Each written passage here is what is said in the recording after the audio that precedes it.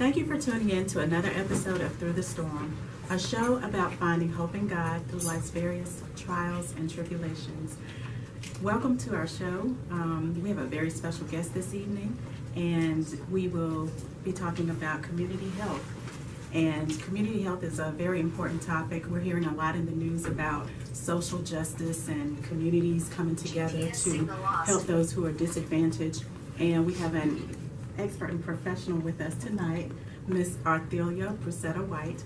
She'll be joining us. And first, let me just introduce myself. My name is Chantelle Johnson. I'm the clinical director and owner for Soul Care Christian Counseling, located in East Charlotte, North Carolina. We provide compassionate Christian counseling in a warm and non-judgmental session. And we just welcome you, if you're going through any trials and tribulations of life, that there's always someone out there who you can talk to. And just give us a call. We can be reached at 980-613-8312. Now I'd like to introduce our special guest for the evening. Again, her name is Miss Arthelia Brucetta White. She's a community health professional and a representative of Johnson C. Smith University, and also the founder of Choices and Changes. And Ms. Brucetta, I'll let you tell us a little bit about yourself, please. Thank you. Hi, my name is Arthelia Brucetta White. I am a graduating senior from Johnson C. Smith University. My major is community health. The area that interests me the most is preconception justice. Preconception justice deals with the health disparities, social justice, and the empowerment of women during, before, and after pregnancy. There are a lot of women who don't have those choices. Those choices are taken from them. So with preconception justice, the educating part is the most important part of the issue. Okay.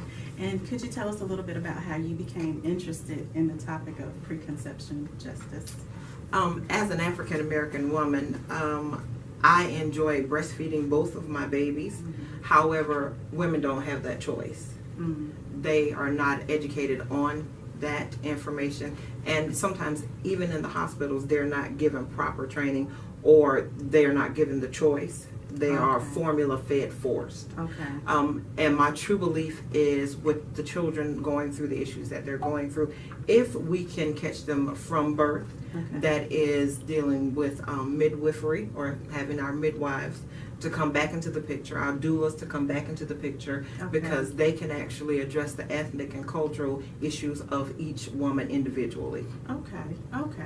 You hit on quite a few interesting topics, and it's very interesting to me. I don't know a whole lot about community health and preconception justice, so I'm learning from you.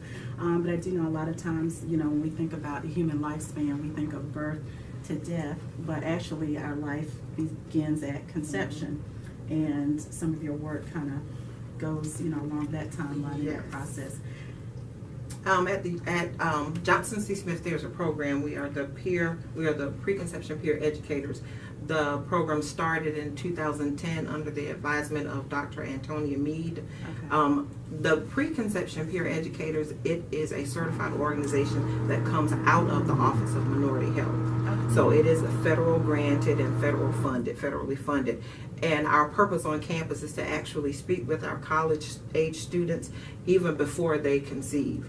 That entails proper vitamins, making sure that they get the folic acid that they need, because that helps with the proper nourishment and proper birth and growth of children. We also deal with our males on campus, because it takes two. So we need to let them know and to inform them that they need to do the correct thing as well. Okay. And a couple of other words or terms that you mentioned. Could you tell us a little bit more about them? Midwifery? Yes. The midwifery is, they are both birth assistants.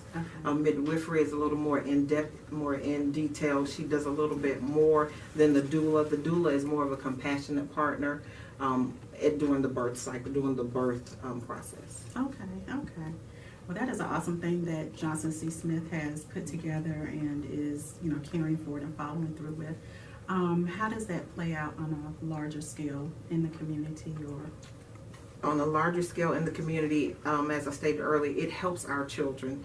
If we can enforce the education part, if we can enforce that proper health care across the board, non-discriminatory, for all people, then that helps our children, because some of the choices that our children don't get, their mothers aren't given. Okay. So if we can start maternally with the mother, maybe decreasing some of the stress, because there's a lot of stress, social stress that women go through, and all of the stress that they feel the babies feel. Okay. That's discrimination, isolation, just heavy stress. Well, our babies feel that. So if we can kind of help our mothers, and that comes with education, how to deal with stress, how to carry proper term babies, then that decreases our maternal mortality as well as our infant mortality in our community. Okay. So it sounds like the program there, the bigger stress is on helping the mother, and in helping the mother, you're helping that infant. Right. It's more on preconception. If we can give the proper education even before you're pregnant, then that will be a better outcome for the child, for the baby. Okay. And that's very important, and that's something, given a bigger perspective, because for us as counselors, usually when people come in, one of the first things that we do is we do an assessment where we're looking at the person's background, their medical history, their family history, social history, legal history, education history, just the whole package of their background. And we often go back to, the developmental years and ask about, what kind of stressors the mother might have experienced, during pregnancy or during childbirth, because those things do kind of play a part in our overall development. Right, and that's one of the things that we are trying to, as health educators, we are trying to push that issue. When you go in and you go to your first appointment, there's paperwork you need to fill out, you have to complete. One of the questions that is not on that packet is, do you plan on conceiving within the next 12 months? If that question is on there, then we can initially start folic acid. We can initially start your prenatal vitamins, so we can get your body ready to carry a full-term baby. Okay. That's very interesting. So you're looking at the medical piece of helping the mother to prepare for conceiving, preparing for that child who isn't here yet. Exactly. Are there some other things that the community can do, I guess, to be a part of that process? I know this is an initiative coming out of Johnson C. Smith. How does it fit, I guess, into the overall? What we can do is, I can't say it enough, education. If we can educate ourselves and we can educate each other, then we can push our babies forward. Okay. You can contact Johnson C. Smith at any time. It's the Health and Human Performance Department. Okay. And there's any information. She can give you any information. That's Dr. Antonia Mead. Okay, Dr. Antonia Mead. Okay. All right, that's very interesting. Yes. Okay. And can you tell us a little bit more about the program that you're involved in? I know that's a big part of it. Are there some other aspects to community health? Community health right now it's being staged as far as huge being globally. Okay. We're having a lot of global issues, global environmental problems. The community individually is an entity that flows into that global piece. For example, all of the issues that we had in Haiti, Puerto Rico, and Mexico. And we say issues, you mean our weather, our storms, our global patterns. Individually or community-wise, we have to come together to help each other. Okay. To push each other forward. And that's not happening coming from our end. No. It's really not happening coming from our end. Back in the day, we used to say, am I my brother's keeper? Right.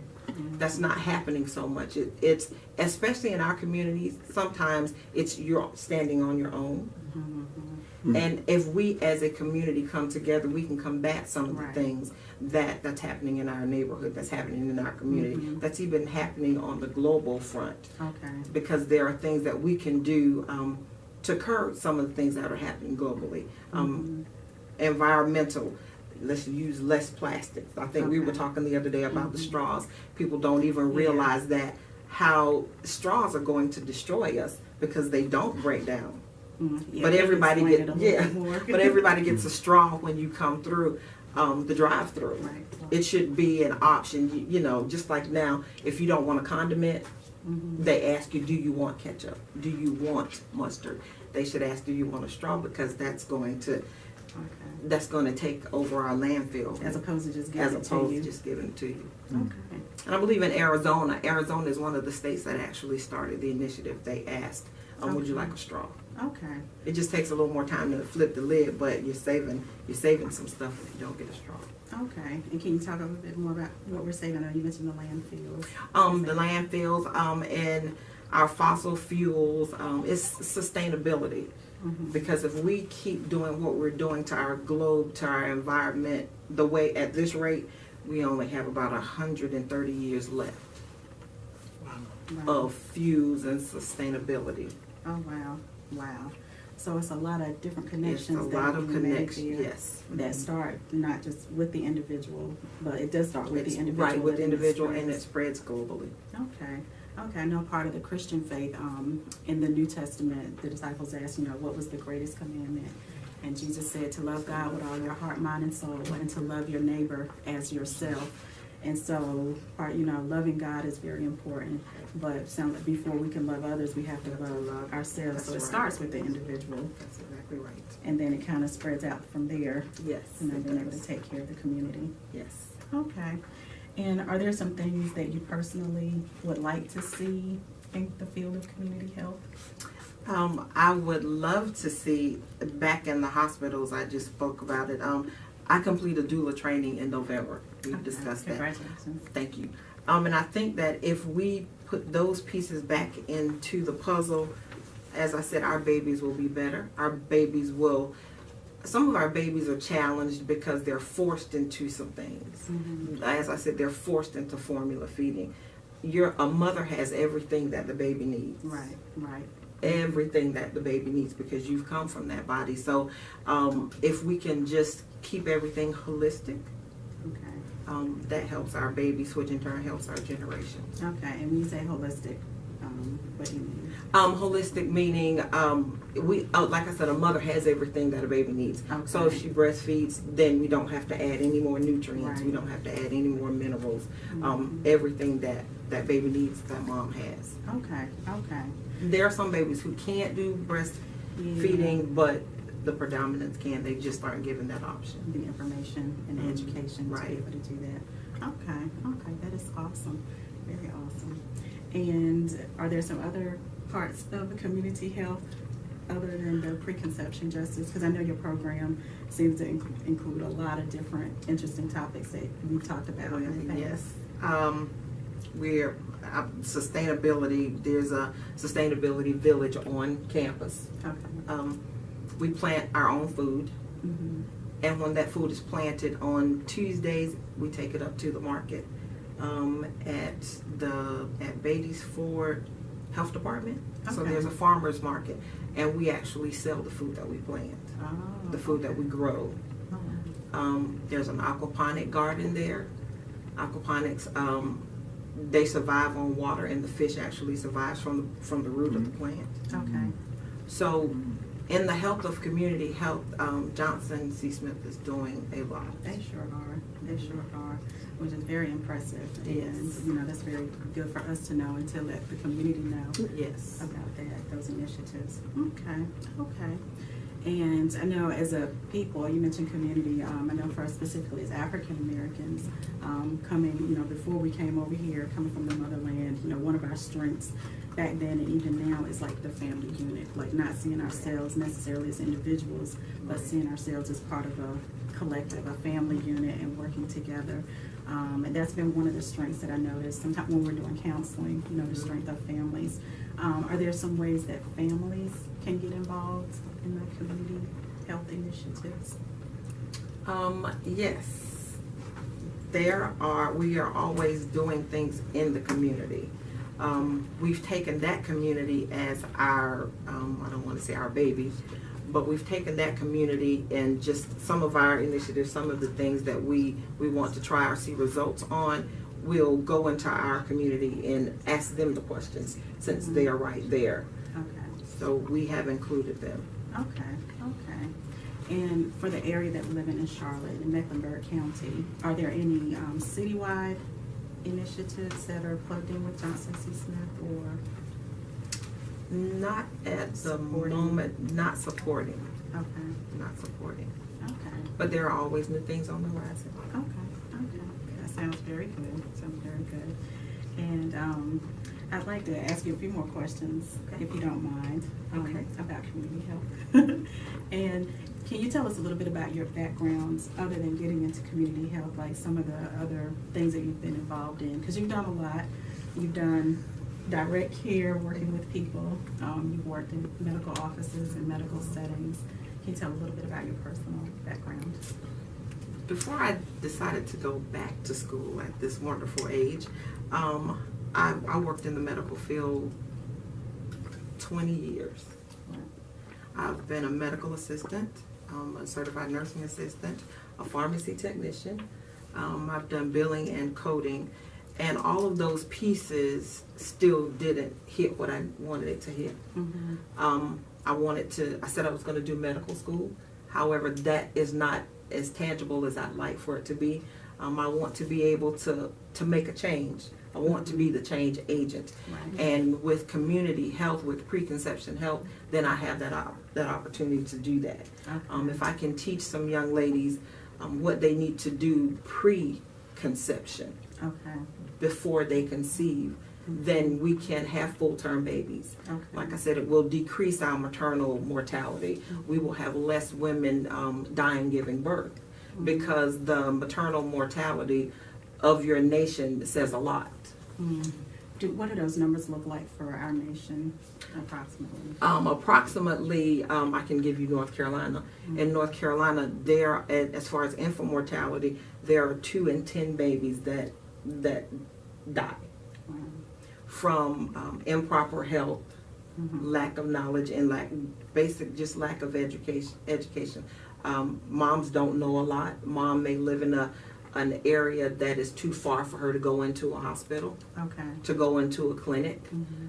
That's where our midwives and our doulas come into play, Okay. because not only do they help with that birthing process, they can actually help with that preconception information as well. Oh, okay. Okay. So it's a very important issue. And just and how you just described, you're describing like an individual becoming a part of the community. Yes. Like as an individual, you saw a need, Yes. and you are just becoming part of the community, plugging yourself into Plugging the community, myself into the need. taking that initiative Yes. and finding ways to help at a large. And I commend you tremendously for that. It's very much needed.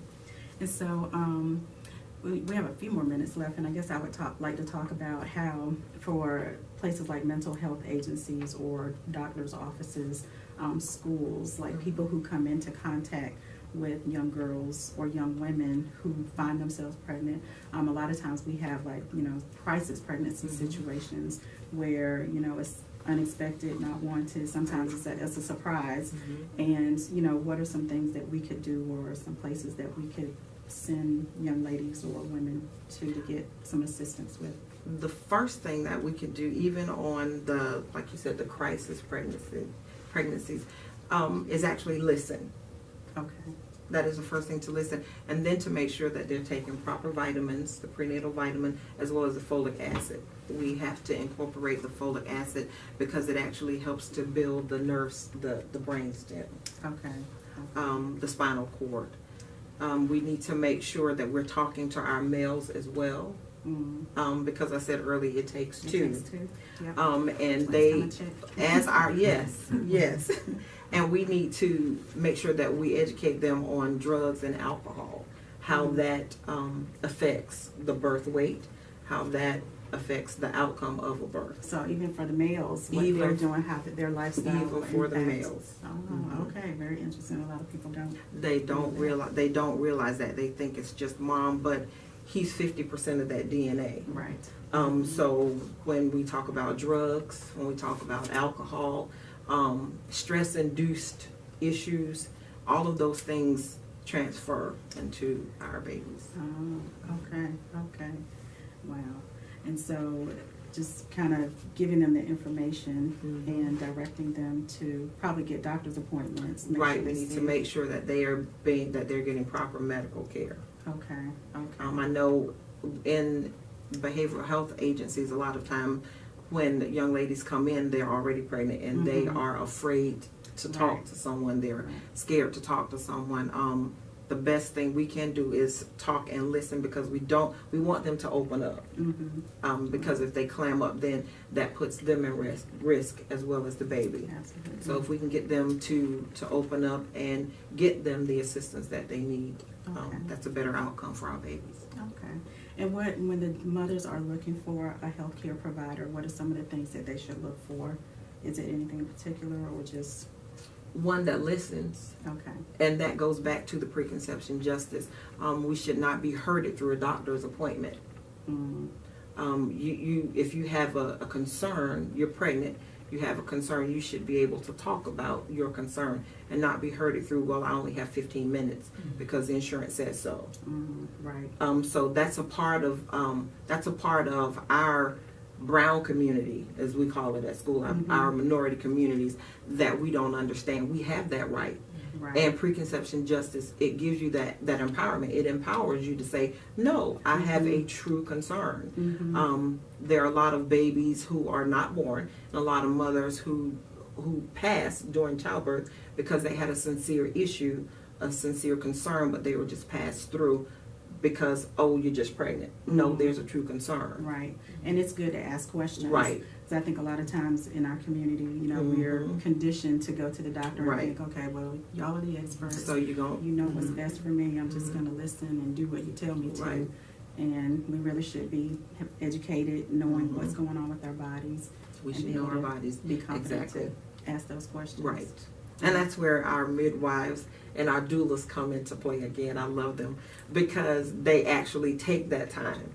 And ethnically and culturally, they can do much better than a medical profession. And I'm not taking anything from them, but because they are medically inclined, they're not going to take each person as an individual. They see pregnant women. We as doulas and midwives, we see African American women. We see Ethiopian women. We see women of different ethnic backgrounds and cultural backgrounds, and then we have to take into account what that means, because it doesn't mean the same as it means for this lady.